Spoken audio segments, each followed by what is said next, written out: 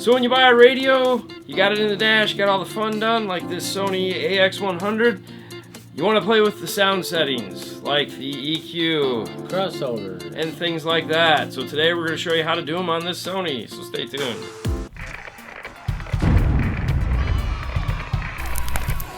Okay, so you have your new Sony X100, and you want to make it sound good. Well, it's got an EQ and all this cool stuff, but how do you use it? Let's take a look. First off, select a source. So in this case, we'll go ahead and select tuner. Now, we're going to go ahead and select home again. We're going to scroll over to where it says settings. Then we're going to select the music note. This is where our EQ and sound settings are at. First to come up is extra bass. Extra bass is just that. If you go into here, you can select off, 1, 2. This is great if you have a factory system that has very poor bass output. However, if you've gone ahead and add subwoofers, chances are good you're going to want to leave this thing off. This is a speaker blower for sure. Now we'll go back into EQ. They call it the EQ10 for the simple reason that it has 10 bands, as well as plus sub, because it has the subwoofer volume control conveniently located right here. Now, it has a ton of presets. Custom is the one you're going to set up.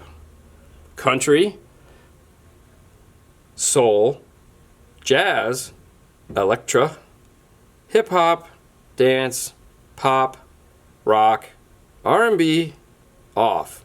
Now these all correspond to types of music you're going to listen to, obviously. But what they also act as is a good idea of what you like the way it sounds. So for example, if you're listening and you like the way this sounds, well, what it's basically doing is it's moving down the deep bass, pushing up the harder hitting dump sound, lowering the mid-range, and then boosting the heck out of the treble.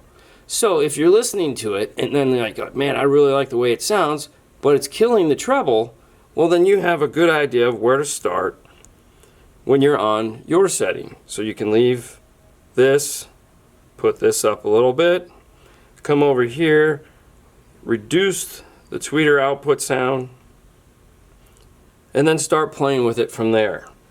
Now, these are the frequencies down here on the bottom, 32 Hertz up to 16K. The K stands for 1000, which means 16,000. So basically what you have is 3 bands here that are what you'd call your bass bands, 32, 63, and 125.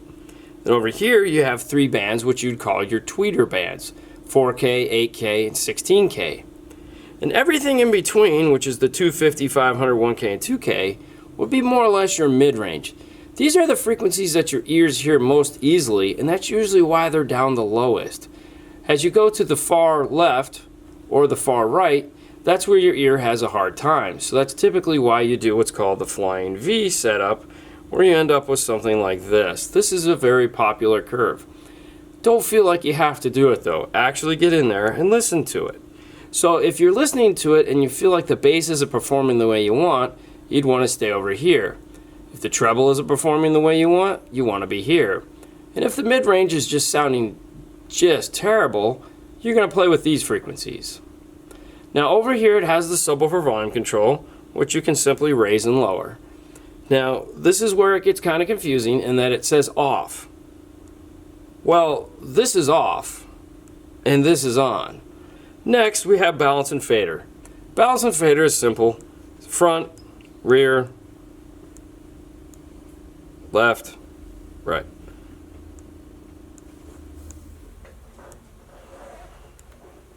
Balance and fader gives you the ability to move the sound wherever you're at. So for example, if you're sitting in the car and you feel like you want less sound in the rear and more sound in the front, simply drag it to the front.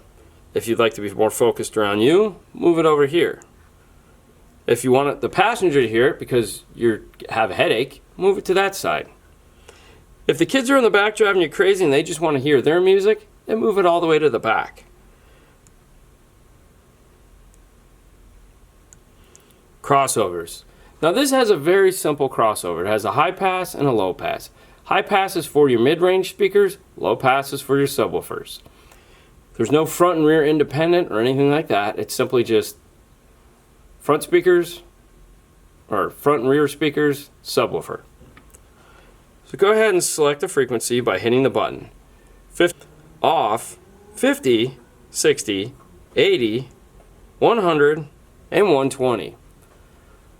More than likely you're going to want to be in the 80, 100, or 120 if you're actually trying to block some bass from your speakers.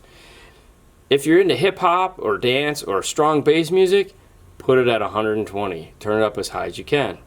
Now the subwoofer uses the same frequencies to choose from, and more than likely you're going to be in the lower end of that. So 50, 60, 80, those are the three you're probably going to want to play with for that. Phase for subwoofer, normal or reverse, you can play with it. It has to do with whether the speaker's moving this way, meaning out, or if the speaker's moving this way. In some cases, by flipping the phase of the woofer, it actually increases the bass response. So give it a try. DSO. DSO stands for Dynamic Stage Organizer. It adjusts the signal, improving the stereo positioning so the music sounds like it's coming from the dash. So the idea behind this is that when you're sitting in the car, the sound is coming from in front of you and not from left and right speakers. It gives you a better stereo image. So what you're going to do is naturally default is off. So you have low, mid, and high. And this is one of those cool features that I like that the manufacturers add in instead of just basic loudness control, because this can really benefit a very basic system. So for example, if you just put in some new door speakers and added, let's say, a 10, and you want it to sound bigger than it actually is, turning on DSO will give you that effect. It'll also take a factory stereo system and make it really come alive. So play with it and see which one works for you. Now at the end of the day, if you don't like it, it's no big deal. Just leave it off. And that's it. Those are the sound settings. That's not cool. Yeah, so that 10-band EQ, rock on. It's a very simple radio to adjust. I like it. Everything about this radio is just simple. Gotta love it. Alright guys. Thank you for watching. You guys can find us on Facebook, YouTube, and Instagram. And as usual, we do this 5 days a week. Yes, subscribe, like, share, do whatever you want to do. Ask a question. And we will see you later next time. Bye.